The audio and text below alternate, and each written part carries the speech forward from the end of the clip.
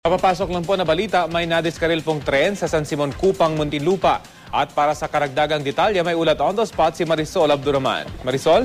Rafi, puspusan nga ang pag-aayos ngayon dito nga sa isang tren nga na nadiskaril alas 11 kaninang umaga. Particularly yan, Rafi, dito nga sa San Simon, sa Cupang, Muntinlupa. Napansin daw kasi ng mga residente kanina dito na nagdidisalay na nga raw o nakalabas na.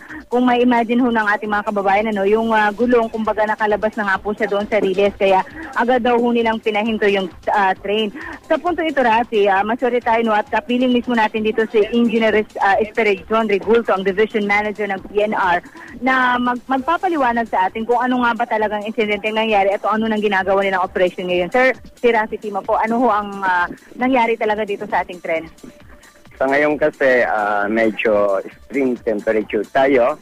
Ang tendency magkakaroon ng rail expansion kasi metal yun.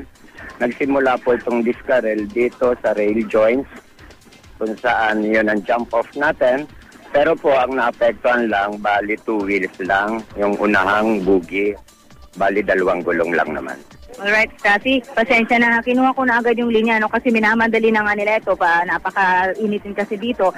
So far, Rafi, maayos naman daw ang kondisyon ng lahat ng kanilang mga pasahero, ligtas naman, but for now, stop na po muna yung operation hanggang sukat lamang na usually hanggang alabang ito hanggat hindi raw ito na isasaayos. So puspusan pa rin ang kanilang pagsasaayos dito. Ginagawan nga nila ng paraan para nga literal talagang mahila itong huminto ngayon na tren. Papunta nga, saan po ito papunta, sir? Maynila. Maynila na para maayos nga ito ng tuluyan. So we'll get more update, Rafi, at bibigyan rin ho natin kayo ng update maya-maya lang. Balik sa'yo. Okay, maraming salamat, Marisol Abduraman.